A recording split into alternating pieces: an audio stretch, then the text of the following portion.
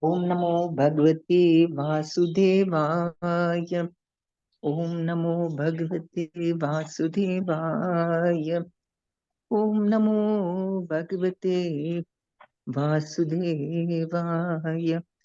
Narayanam Namaskritya Naranchaiva Narottamam Devim Saraswatim Vyasam Tato Jayam Udirayet Nashtaprayeshu Abhadreshu Nityam Bhagavata Sevaya Bhagavati Uttama Shloki Bhaktir Bhavati Naistiki Mukam Karoti Vachalam Pangum Langayate Girim Yat Kripatamaham Vande Shri Gurum Deenatarinam Paramanandamadavam Shri Chaitanya Ishwaram Om Ajnanatimirandasya Gyananjana-shalakya Chakshurunmilitam Yena Tasmai Shri Guruve Namaha Namam Vishnupadaya Krishna Prestaya Bhutale Srimate Jayapataka Swaminiti Namni Nama Acharyapadaya Nitai Kripa Pradayani Gaurakata Damdaya Nagar Gram Tarani Namam Vishnupadaya Krishna Prestaya Bhutale Srimate Bhaktivedanta Swaminiti Namni Namaste Saraswati Devi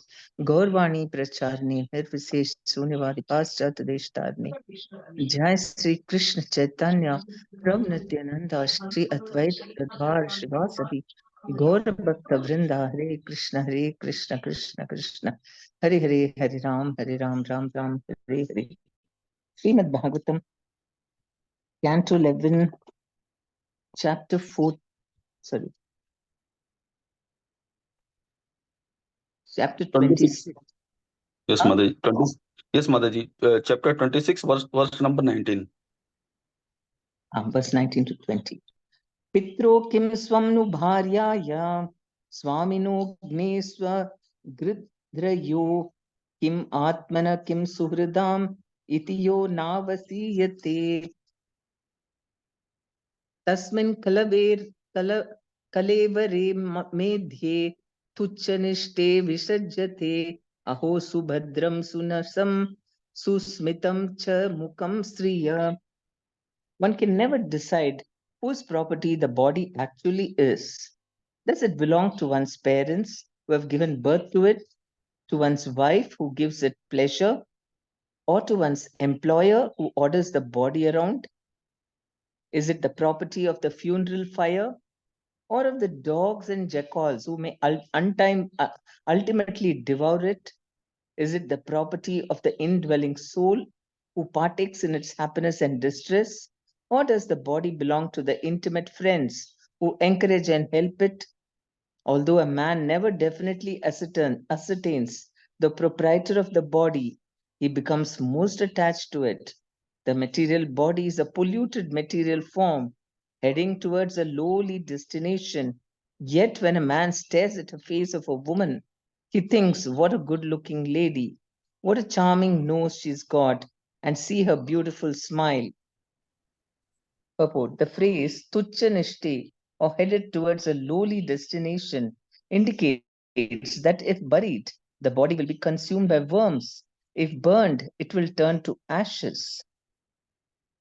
And if dying in a lonely place, it will be consumed by dogs and vultures. The illusory potency of Maya enters within the female form and bewilders a man's mind.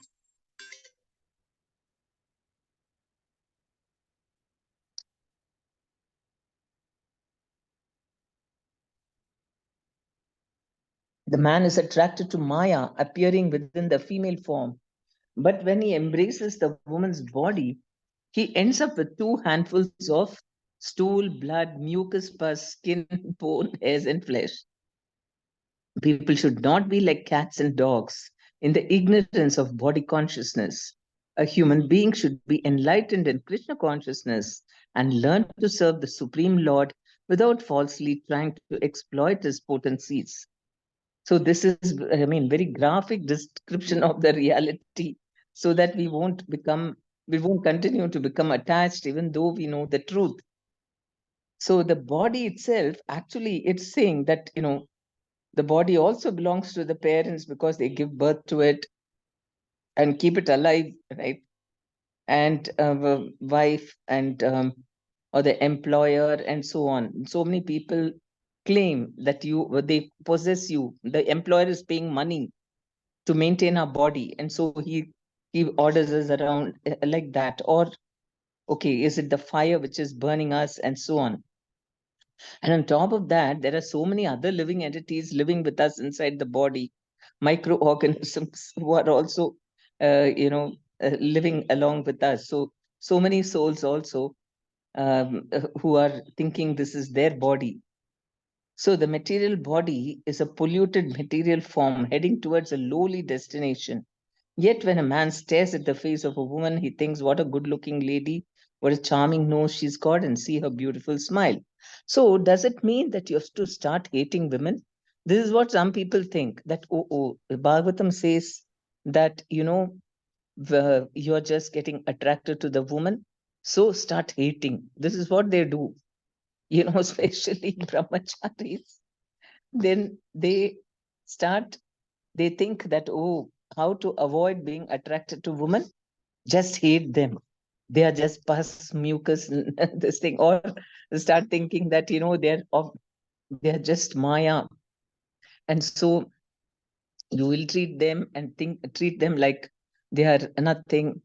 That is not the point. The point is to see them as objects of sense gratification.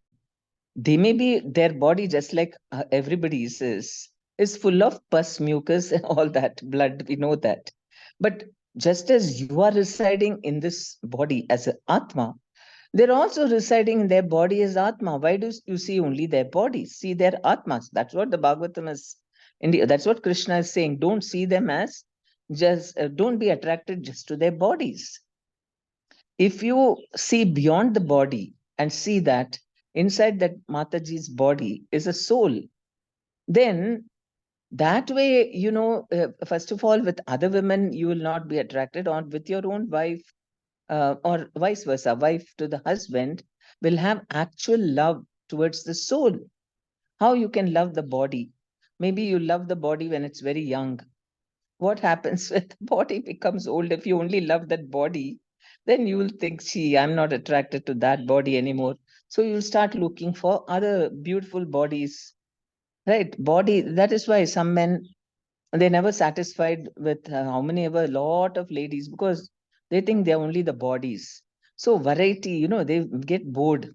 One, if it is only matter, you will get fed up of it. So they want to look for so many other things because they're only seeing body. And that for them, Krishna is saying, why you're attached to the body? It's only made up of mucus, pus, blood, bones, all these horrible stool, urine, which is also in your body, not only in theirs, yours also. But he's saying this so that we don't see only the external form and get attracted. But that doesn't mean you have to start hating them and be disgusted. They're just, lump of flesh. And then they are they're just objects of Maya. They're Maya. And how much they hate, and they really think women can never progress in spiritual life. This is their, and they become fanatic about it. Matajis, like, some chandalas, or, we don't even treat chandalas like that in ISKCON. But even Matajis are like, I don't know what, even dogs are treated better. Something. They are, so they create this. Then this is, I mean, then they say, in the Bhagavatam it is mentioned. Where is it meant? You have to understand properly. He's only thinking of those who are thinking of women as objects of sense gratification. So whose problem is it? Is it the woman's problem or the man's problem? He is getting attracted to the body for his own enjoyment. So Krishna is saying, why you're seeing as, you don't get attracted. See that the body is just made up of all this. That doesn't mean you. So if you continue to think of the lady as a body, then the only alternative is to not to be attracted, is to hate them.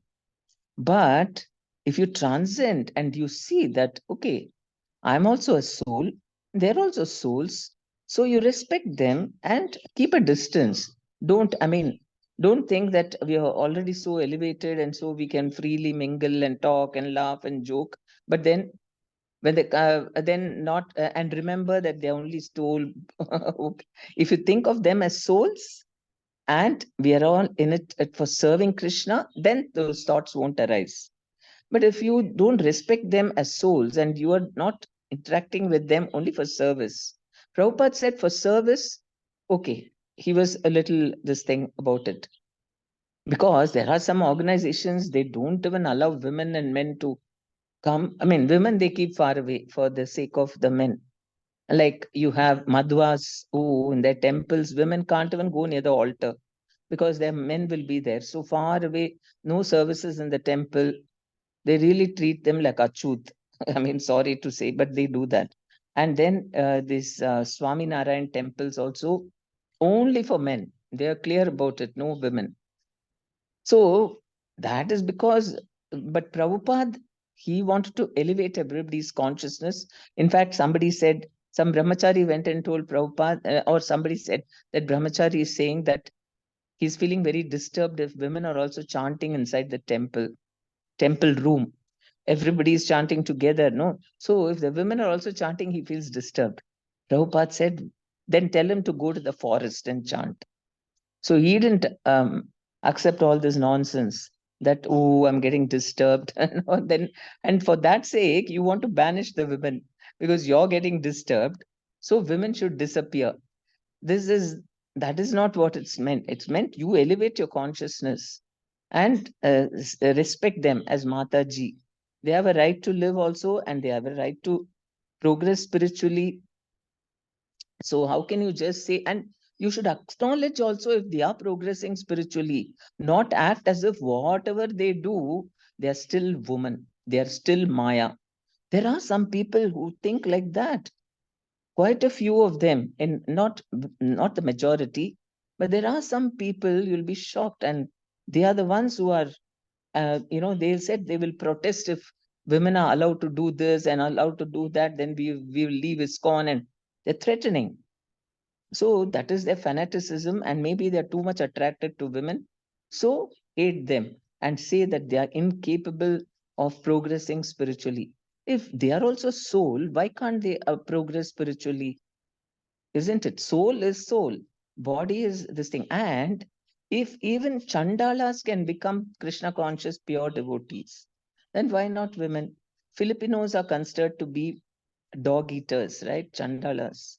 But there are many wonderful Filipino devotees. There are nice, in Manila and all that, there is a nice temple, very nice fired up preachers who are doing Bhakti Vriksha and all that.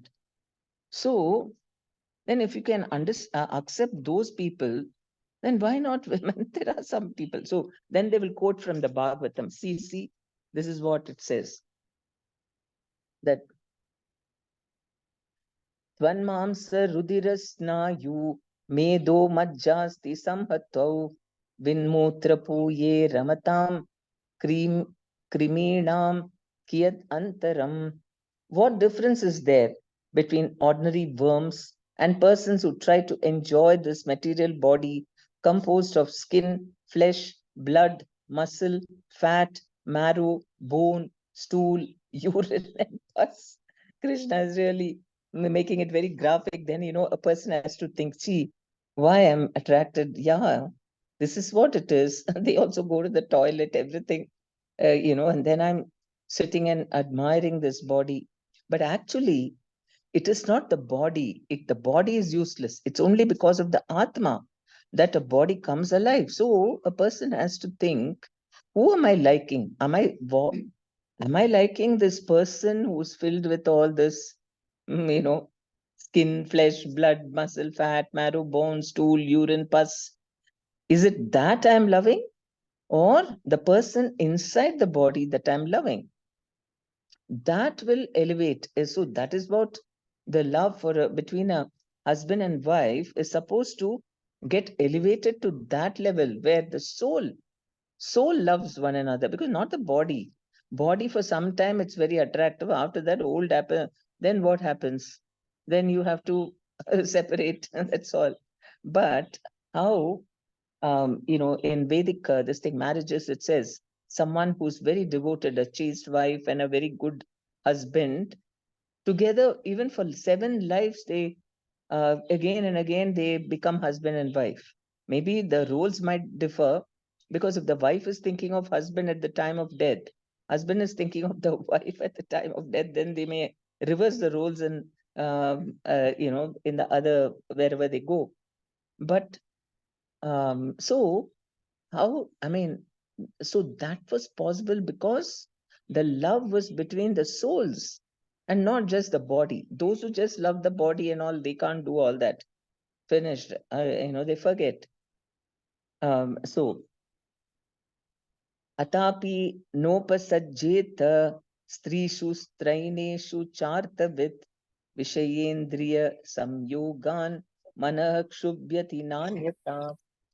Yet even one who theoretically understands the actual nature of the body should never associate with women or with men attached to women.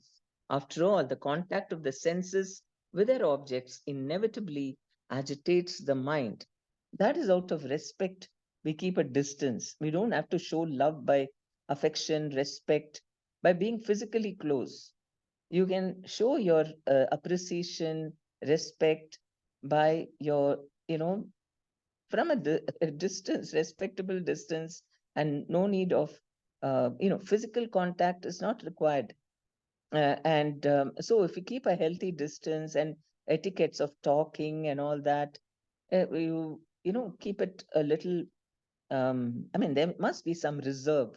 Not that I'll talk whatever I want and joke anything I want, and too much talk always creates all problems, unnecessary talk. And that's why Prabhupada said, for service, you can interact because it will be centered around Krishna. Then the mind won't get polluted of all other things. But if you simply talk of unnecessary material things, then senses will get agitated. That's why Vedic culture, it says that you be discreet. Afterwards, you say, oh, I can't help it, I'm in love and all that. That's what, in all amazing, atrocious things are happening nowadays. There was one case in which a boy brought his friend home from the hostel to spend the holidays. And the mother, she and that boy, his friend, developed attraction to each other. Probably she talked too much, or I don't know what happened. And then that mother and that boy ran away from the house, leaving her husband and the son. Can you imagine such horrible things are happening? And must be many more. I mean, we keep hearing all this because uncontrolled. I mean, what do you expect if you talk too much or you're too free and joke around and you don't, then senses and sense objects. That's all. It is simply chemicals that work, or the mind. Mind is stupid, and mind will thinking, oh, very nice. I like this person. No, yeah, my husband never flattered me, but this boy is saying, "Auntie, auntie, so nice," or my whatever. Mind will tell all stupid things and think that, oh, very nice. I'm going to be happy throughout my life if I live with this person. So even though she know, I mean, somebody may know that I'm also made of pus, mucus, bile, all this, and they are also made up of the same thing. And then why am I attracted and all that? But still, he's saying, after all, the contact of the senses with their objects inevitably agitates the mind. So the mind will say, shut up to the mind, intelligence. I like this. I like this sensation. I want it. And I'm ready to do anything. And the attraction for the opposite gender just completely bewilders. Intelligence is lost fully. And one falls down again into the material pool. Adrishtad ashrutad bhavan na bhava upajayate asamprayunjatha pranan shamyati stimitam mana. Because the mind is not disturbed by that which is neither seen nor heard, the mind of a person who restricts the material senses will automatically be checked in its material activities and become pacified. It may be argued that even while closing one's eyes, while dreaming, or while living in a solitary place, one may remember or contemplate sense gratification. Such an experience, however, is due to previous sense gratification that one repeatedly saw and heard about.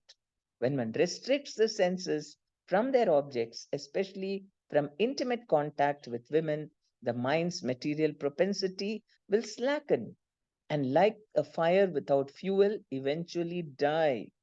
So, this is the secret, unnecessarily provoking senses. And they say we're all equal, there is no difference. There is no difference spiritually between men and women, or in intelligence, or in ability, you can say. But there is difference. They put them together. Prabhupada said man is good, woman is good. But you put them together, they are bad. So here, and then here we are saying, oh, there's no difference. So there's no difference. Okay, you give them equal opportunities to be educated in their jobs also, whatever they do, that is okay. But then why do you treat as if their bodies won't make a difference? I mean, they do. And why do you put them together and it's okay? And that's accepted in society. And now, and what all? I mean, can you imagine how a young girl who goes there to college, and then or maybe in school only it's all happening, the high schools, because it's all co-ed. And when they are a girl and a boy, I mean, young, when they are just suddenly all hormonal changes are happening and they don't know what is what. And they feel attracted because they're so close all the time, interacting, boy, girl, sitting together in groups, going out together. That's become the norm and the trend. And so, because, and dress also, you can wear any dress, wear shorts and sleeveless and whatever. You just go around with men and you say nothing should happen. Is that, I mean, can you, at least in the mind, it'll all be totally agitated. And then, of course, God knows what happens. No one even questions nowadays what happens in those relationships. No one even asks whether, um, that whether somebody is a virgin or not. Nobody even asks, because no, if you ask, there'll be problems. You allow them all to go together, who knows what happens. So, but here they're saying that if mind is not disturbed by that, it's neither seen nor heard. The mind of a person who restricts the material senses will automatically be checked in its material activities and become pacified. So, like that, a woman's dress also, or men's dress also, men also should dress discreetly, not walk around with shorts and all those things. But just wear. Why do you have to agitate people's senses? They should realize it agitates. So we have to be discreet in covering the body properly. Then there's no agitation, no problem, no so much of sense agitation. Instead, this they think is liberty, and they say it's my body. I'll do the dress I want. No, dress is very much for social reasons. We don't dress only for ourselves. We dress, in fact, for others. We can't even see ourselves. Once we have dressed ourselves, where can we see it? We don't even know how we look. And what's the point in just seeing ourselves? I mean, being attracted to ourselves? Or what is that? So we are dressing just to be presentable so that others will, interaction. I mean, we can't look ugly, I mean, dressed badly and go and be an eyesore for people. So we dress properly. But so we are doing, we should very much be concerned about how we are impacting other people. So that is why when one restricts the senses from their objects, especially from intimate contact with women, the mind's material propensity will slacken and, like a fire without fuel, eventually die. I don't know why people don't understand all these things in today's world. Tasmat sango na kartavya strishu straineshu chendriyai vidusham chapi avishrabdha Shadvarga kim u madrisham. Therefore, one should never let his senses associate freely with women or with men attached to women. Even those who are highly learned cannot trust the six enemies of the mind. What to speak then of foolish persons like me? So this is our, I mean, he's telling about, the Avanti, no, Aila Gita. So it is Pururava who's repenting. After, I mean, he had the best of women, Urvashi. You can imagine, she's most beautiful. And that too, her body is made up of not so much gross senses like us here on the earth. But for her only, I don't know, their body also must be like the organs and all must be the same, except that they don't have so much thirst and hunger and all that. So maybe less of all these horrible things, but it's still got blood, mucus, pus, everything. And imagine with that body only, this one got, Pururava got disgusted. So you can imagine what about earthly women. There, the topmost from Brahmaloka, Urvashi, having this thing with her, he's repenting and he's saying, therefore, one should never let his senses associate freely with women or with men attached to women, because they will always be talking about sense gratification. Even those who are highly learned cannot trust the six enemies of the mind. What to speak then of foolish persons like me? Very careful not to associate with loose talk, people who just talk loosely or make fun. All the time they're talking only about sex things. The karmis. That's what they talk about. So very careful, because even highly learned cannot trust. Sri Bhagavan Uvacha Evam Pragayan Nripadeva Deva Sa Urvashi Lokam Atho Vihaya Atmanam Atmani Avagamya Mam Vai Uparamaj Jnana Viduta Mohaha.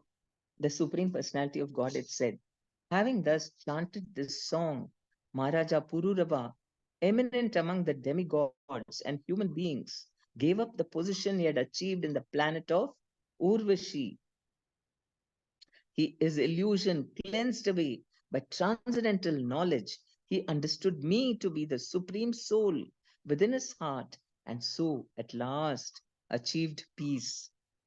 So, this is the solution. All unnecessary people committing suicide and all, or taking up stop studying properly, or not concentrating, or they're taking drugs and intoxicants to forget because of failed relationships. This is the only recourse. What you should do is, by transcendental knowledge, and understand the Paramatma within the heart, and then you can forget. There is no need. That's why if anybody, all these failed relationships and all that, then they think, what's the use of living? I'm going to jump and kill and all that. No need to do all that, because there is Paramatma and your Atma, and there is Paramatma. And come and chant. And then they achieve peace. Easily they can forget. There are many cases in which, one girl, she was, coming in. This was in Muscat, and she was in a hostel, and then her parents were very worried, because there was one boy in the college who was after her, and she didn't realize he was after her money, because she's Gulf girl, and then parents a lot of money, and so he was very nice to her and all that, and she stupidly thought that it's real love and all that. She wanted to get married and all that. So parents brought her to Muscat for a holiday or something, and they brought to us her to the programs and all that. She started chanting 16 rounds. Then, because of association, then slowly her mind changed. She said, okay. She lost all interest in that boy.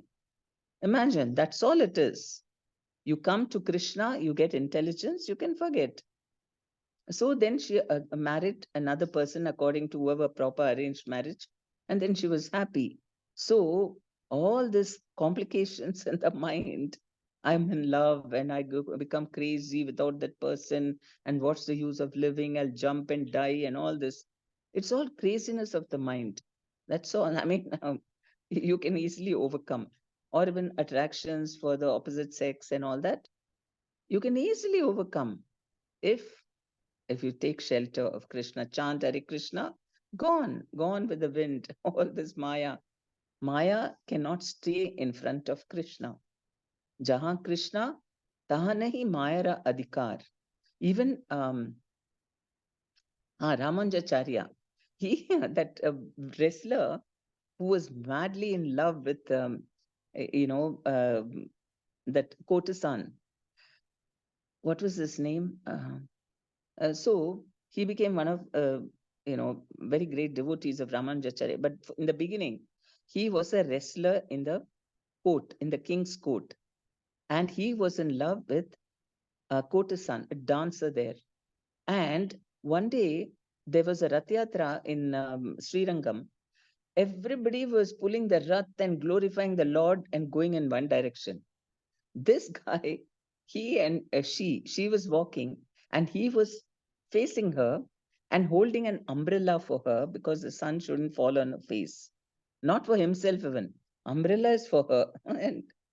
And he was just gazing at her face and walking backwards. Imagine, he is walking backwards, she is walking forward, and he's holding the umbrella for her. And this is opposite puja happening. Here, everybody is taking the Lord, and here, Maya is happening. He's holding and he's just gazing at her eyes and walking backwards.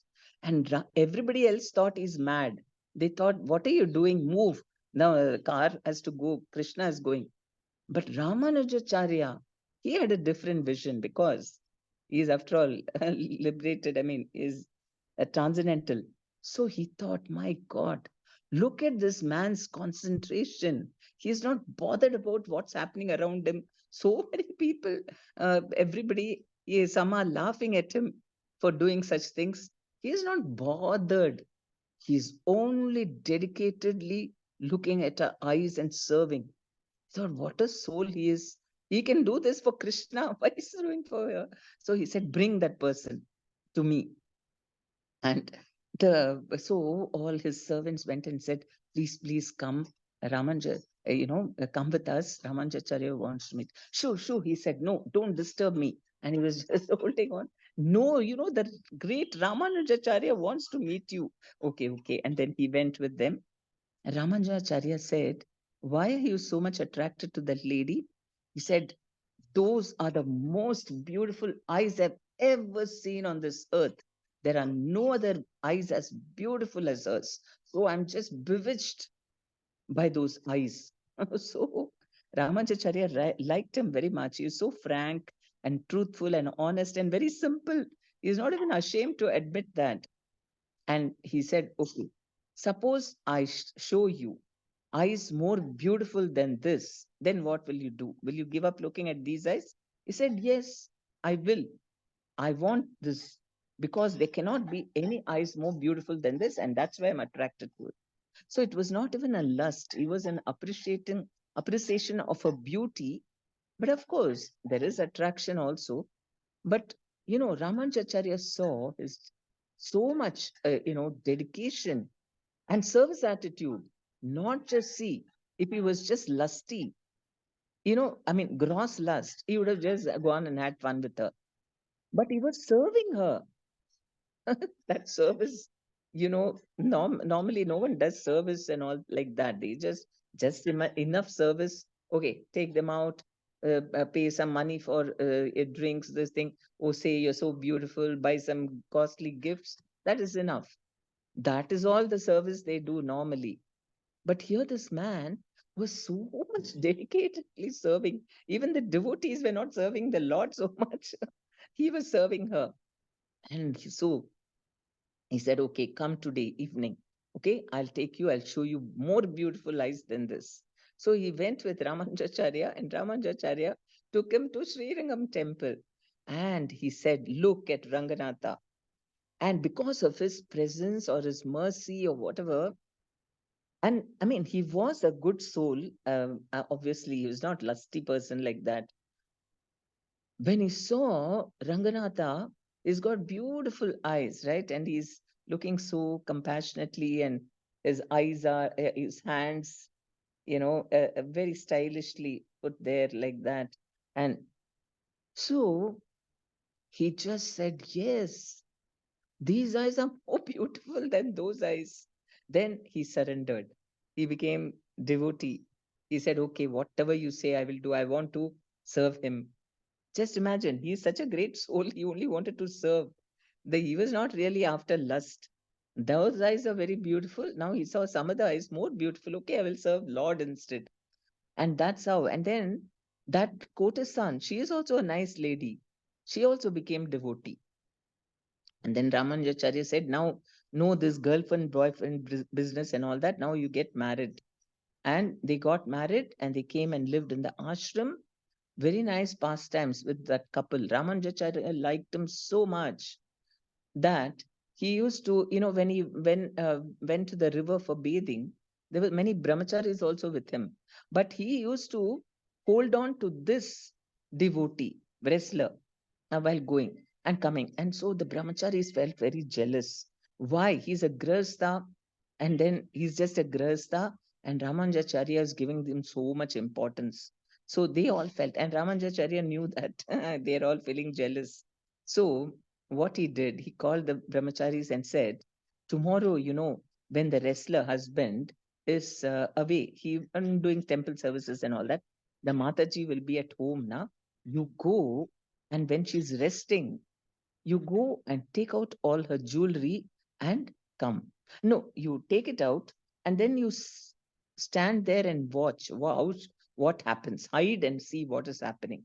So they thought, okay. So they went and they were waiting. And when the Mataji was sleeping, they entered and they started removing all her bangles, earrings, everything, rings. And then she slowly stirred. So then they got scared. Oh, she's waking up. They quickly left. And then they were standing by the side of the house to see what happens. So then soon the wrestler husband comes home and knocks the door. She comes and he says, what's happened to you today? One side, no jewelry. One side, you have. She said, that's what I wanted to tell you. I think there is some problem in the temple. They don't have enough funds, I think. Today, the brahmacharis, they came and they were removing, when I was sleeping, they were removing from one side. Then he said, okay, if they don't have funds, why didn't you turn the other side also so that they can take both all your jewelry? So she said, yes, that's what I wanted to do. So I was slowly turning, but that by the time they left, oh, he said, why you did? I mean, they should have taken. So this was, so they were supposed to hear their conversation and report it to Ramanujacharya. So they went and told him. Then next day, what happened? The brahmacharis got up in the morning, and when they were trying to take their kaupins, for going and bathing, it was all no, or dhotis or kaupins were all torn and shredded or something like that, and they got so affected. Oh, mine got this thing, mine got something. They were all fighting amongst themselves. Ramacharya asked, what happened? They said, no, no, our he took mine, I took, like that. They were fighting amongst each other. So Ramanujacharya said, see, you went, you said, you thought they're just grahasthas, but look at their consciousness. You went to steal jewelry from them, and they wanted to give everything to you. And you're supposed to not have anything, brahmacharis, and you're fighting over coupons. So now you understand the consciousness. So like that. Um, why did I say this? About this, what we're talking about transcendental, how to overcome. How to overcome lust, Ramanujacharya showed. He just took him to Krishna. He saw the beauty, and that enough. He gave up that attraction. So that is how it is. Simple. Everybody can cleanse their mind just by becoming devotees. And so all the children should be, and especially in their teenage, must be very Krishna conscious. Otherwise, the senses, and senses are very strong. And you send them happily. They trust. This is my child now. I know they will never do anything like that. I trust them. But you trust them. But what about their senses? You cannot trust their senses. Even they can't trust their own senses. What you trust? I trust my daughter will never do anything. I trust them. But can you trust their own senses? You can't trust your own senses.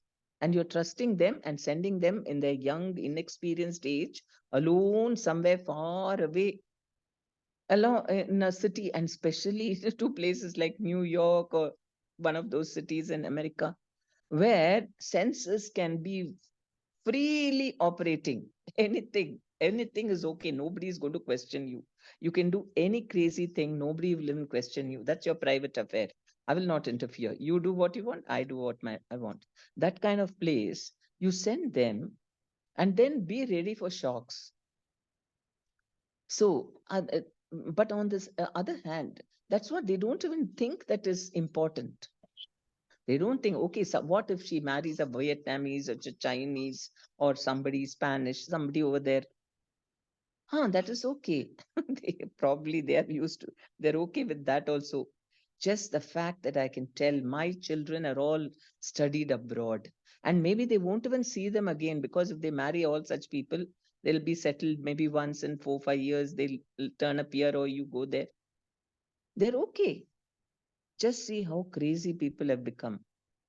But because of uncontrolled senses, and until ततो दुस्संगम उत्सृज्य सत्सु सज्जेत बुद्धिमान संत एवास्य चिंदन्ति मनोव्यासंगम ukti bhi. An intelligent person should therefore reject all bad association and instead take up the association of saintly devotees whose words cut off the excessive attachment of one's mind. So it's all attachment of one's mind. Now you go talk to a materialistic person, they'll encourage you. Yeah, enjoy. You know, this is what happens. I mean, I know of something going on in one devotee's life. That girl, newly married, daughter-in-law. She is very nice in the beginning. I mean, beginning means she must be still nice. But what happened is then she started going to work. And then she had some friends, um, girlfriends only, but they used to go for walks and all in the evening. And then they put all thoughts, why you want to, this father-in-law, they used to tell badly about their father-in-law, mother-in-law, and all that. And she started developing that same hatred towards her own this thing. Well, they had very good, there's no problem. But you associate wherever you get all these ideas, and now they're having problems up to the point of divorce. Can you imagine? So bad association should reject. Where is the need? I mean, if somebody is talking like that, then why should you get? Yeah, but you will get influenced. You have to see. That's why devotee association, fine. But even devotee association, you should have all levels of devotee association. You should have on the equal level also for friendship. And then, I mean, equal meaning not status or something, equal in terms of consciousness and all that, a level of devotional thing. And then we give mercy to those who are new and we want to encourage them. And we should have close association with senior devotees also. All levels should be there. Then it's okay. Even if you get some, um, you know, um, some not so correct thoughts and ideas from equal this thing, you check it up with seniors. Is this okay? I mean, this is what I heard and it's disturbing my mind. Mind is so valuable. We have to keep the mind always protected so that it's not agitated by all these mode of passion thoughts, mode of ignorance, mode of passion. And we have to keep on checking, oh, why am I feeling agitated? We don't just rush and do whatever the mind says. Okay, mind is telling, give it up, or whatever, we take drastic decisions based on the mind. Mind is like a unruly child, and we have to always keep watching it. Where is it going now? Tight leash. We have to keep it. Now, come, mind, don't think about that. And we have to use intelligence. And when we are progressing, always we have to consult those who are more senior and find out whether I'm going in the right, my mind, why is it disturbed? It takes time to, first of all, learn all this scriptures and then experience what a practical application for it and realize knowledge, maturity. So we have to be very cautious and not think I'm chanting for 16 rounds, I'm following four regulative principles, I know everything. That is not the thing. And the mind is so difficult, even for, is saying, even very very knowledgeable, realized people also mind, they have to watch out. They can't just relax and say, now I'm very advanced. Nothing. Anytime you, mind is so crazy, and especially association. You, what to speak of us, Bharata Maharaj? He was very advanced. He was in the level of bhava, and because he associated with the deer, he didn't consult his seniors, no, his guru. He could have asked. Now, this deer is there, and I'm every day taking care of this deer, and that has become part of my daily routine. In fact, because of that, I'm not even able to concentrate properly, chanting, meditation, all that. What should I do? He could have asked. He didn't ask. That's the danger. If we don't consult, his mind was getting disturbed, and he never asked anyone about it. He just went along the mind. Mind said, "Oh, so cute. If I leave this deer cub somewhere, other animals will devour it." So you became God, is it? You should consult. No, what should I do? What's the correct thing to do? There must be something. I mean, if it's correct, then the guru says, okay, you can keep the cub, you keep it. If he says, no, you go give it to somebody else or something, he knows what to do. Okay, you put it in the jungle, maybe no dear mother to take care of it, it may die. But maybe he would have got other, whatever. So that it cost him what? 3 lives. He had to take the body of a deer and then a Brahmana, and then only this thing, he got the liberation. So even for such a person, without consulting seniors, very dangerous. So we have to, all levels of association we must have, and we must always watch out of whose words cut off excessive attachment of one's mind. Mind is just nonsense. If we just are wary of our mind, then we'll not become attached to everything the mind says. I must have this, I must have this. What do you want it for? We use our intelligence. Why? What's your motivation? Or you talk to a senior and then they'll cut off your excessive attachment. Or you say, I'm very attached, attracted to this person. To the which one?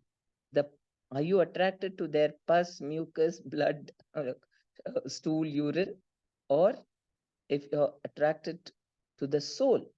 If you're just attracted to the soul, then you won't feel disturbed, right? I mean, if it is okay, if you're not married and they're not married, and it is okay if they are a devotee, then okay, you can think about it, provided you get guru's sanction and blessings. But if it is not, then just keep out. No doing all these nonsense. So you can control. If you're always watchful of the mind, where is it going? What is it doing? We have to be alert, not think I'm the mind. Whatever the mind says, I'm going to follow. But we are separate from the mind. And wherever it's going, we should be very careful. Hey, mind, what are you talking about? Or what are you thinking about now? Stop it. Some nonsense, negative thoughts or polluted thoughts, immediately bring it back. I want to keep my mind always very in sattvic mode, thinking of Krishna, doing services, planning how to do things like that. We have to keep our mind very healthy. And so, when we are with devotees, they'll cut off the excessive attachment, mind sense gratification. Mentally, also, people want to gratify their senses. Physically is not enough. Mentally, also, they want to keep on thinking, oh, I did this and that sensation and that experience, and what I'm going to do in future, what all sense gratifications. Mind is wants to continue. So we have to use spiritual tools to um, remove all these things and keep the mind under control of the higher self. Okay, thank you very much, Hare Krishna. Any questions or comments? Hare Krishna, please accept my humble obeisance. Yes, Prabhu. Please accept my obeisance. Mataji, how do we develop that consciousness when we deal with anybody like that? We are dealing on only on the soul platform and not on the bodily platform. How do we develop that consciousness? Consciousness of? Like, how do we develop that consciousness when we deal with somebody, we meet somebody? We are only dealing on the soul platform, not on the bodily platform. You mean, yeah, you can think if they're not devotees, you mean? Anybody to that matter, yes, Mataji. Devotee, non-devotee, any living being. So your soul, now, if you think your soul, you'll also think others are souls. If you think you're the body, then you will be only thinking they are also body. So first of all, you must be convinced that, by chanting very nicely and rendering services, you're convinced that I am Atma. Automatically, you will think others are also Atmas, isn't it? Yes, Mataji. So that is why we have to improve our chanting and hearing the holy names and rendering service. Then automatically, the mind will be under control. If you control the mind, you'll realize you're the Atma. If you allow the mind to wander when you're chanting, you'll continue in the bodily concept. So that is why very, very, very important to give full attention to hearing the holy name, and the mind will be controlled. Every day, even a little bit. Okay, can't fully concentrate immediately, but little by little, we have to improve. At least, by percentage, 20% I listened, 40%, 50%. We have to keep improving, and it will improve. And remember how Chaitanya Mahaprabhu said that the tongue is the wooden spoon and the ghee is the holy name, and you pour it into your ear, which is the Yajna Kunda, and that ghee goes into your heart, and the fire burns there. Your Krishna consciousness and your self-realization happens here in the heart. So it is a fact. You're really putting holy name from the mouth into the ear. So if you concentrate on that, see, now I'm putting the holy name, it's going into my ear, it's going into my ear.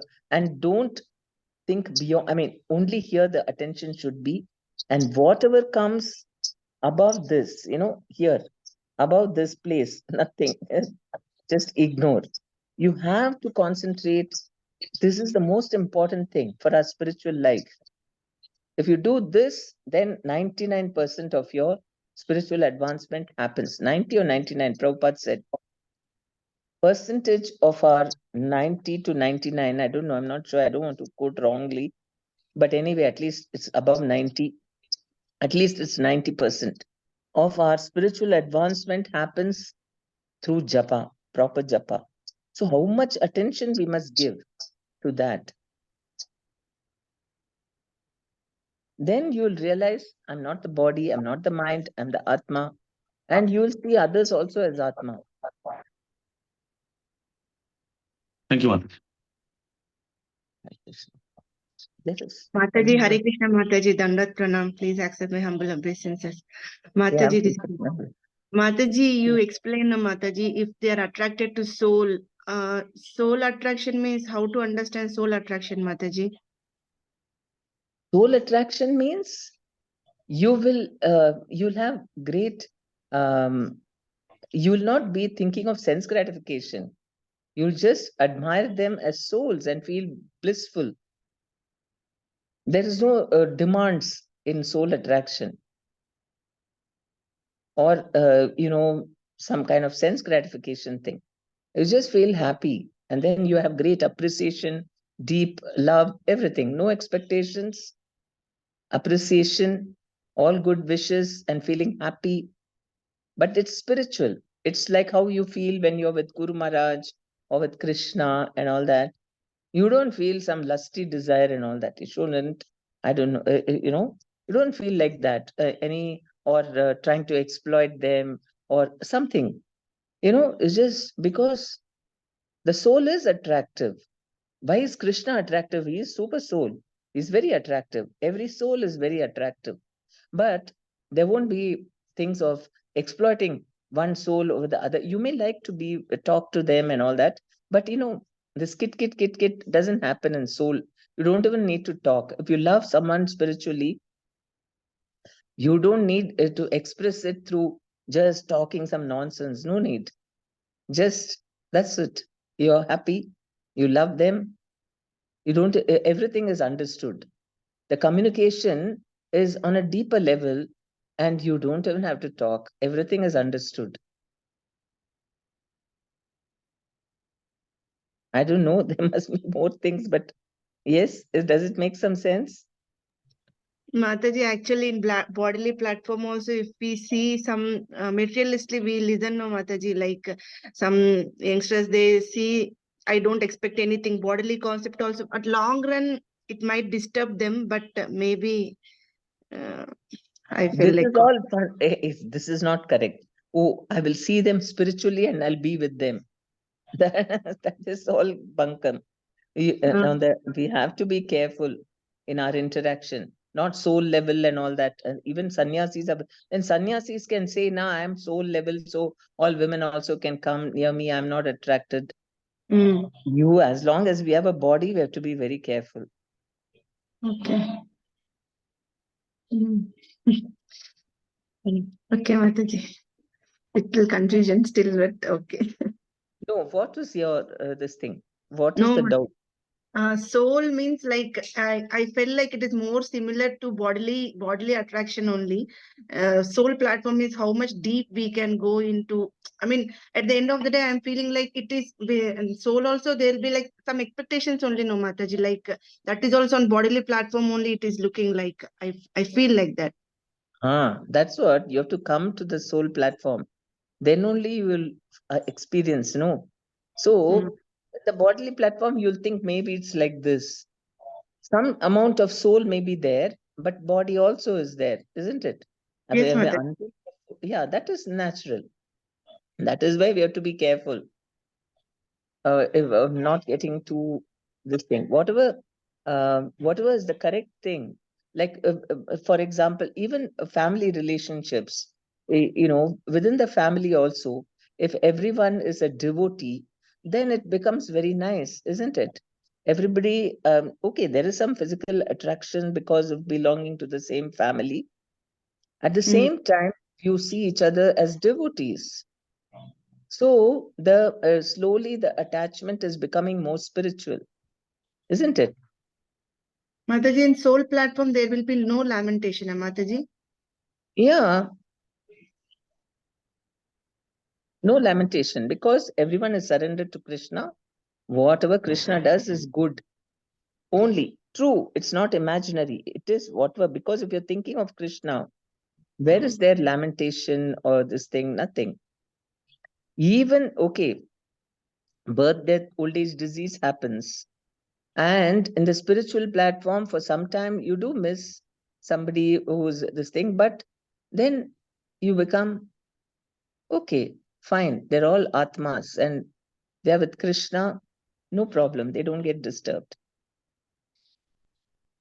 Even death does not disturb. Thank you, Mataji. Thank you. Hare Krishna. Hare Krishna, Mataji. Please Hare accept Krishna, my yes. Mataji. Mataji, please, I'm so sorry disturbing your class, but just to bless Devesh so that, you will get down, Mataji. Okay. He's coming on video. Yes, Mataji. Hare Krishna, Mataji. Hare Krishna, Devesh. Okay. So what exam is it today? Telugu, Mataji. Pardon? Telugu. Telugu. Oh, is that easy? Yes, Mataji. Please bless me so I can write well in my exam, Mataji. Yes. Okay. Wish you all the best. May Krishna be with you. Be very Krishna conscious when you're writing. Okay. Yes, Mataji. Chant Hare Krishna. Then Krishna is the source of all intelligence, memory. Yes, Okay. Mataji. So he will help you. Think of him. Thank you, Mataji. And before you start writing, chant and start. Chant. Yes, Mataji. I will definitely chant. Okay. And you did your rounds today? Whatever rounds? One round, Mataji. Okay. Before going to exam, I did one round. Okay. Fine. You'll do well. Don't worry. Okay. Thank you, Mataji. You're prepared also well? Yes, Mataji, complete. Okay, then Krishna is with you, so you Yes, will do well. Thank you, Mataji. Hare Krishna. Hare Krishna, all the best. Thank you.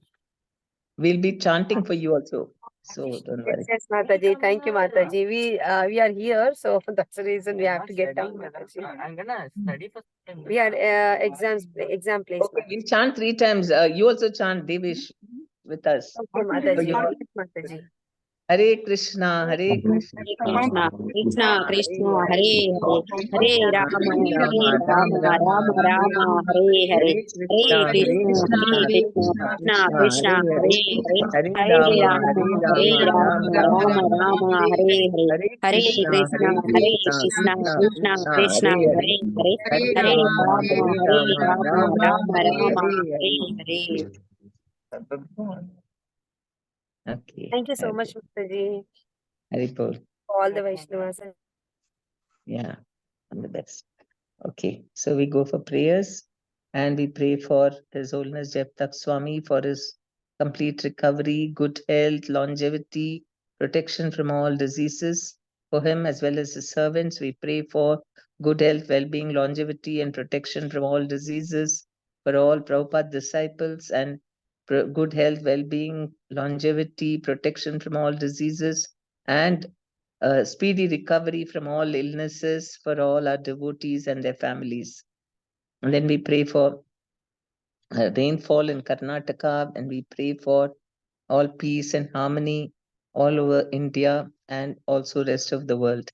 Let us chant.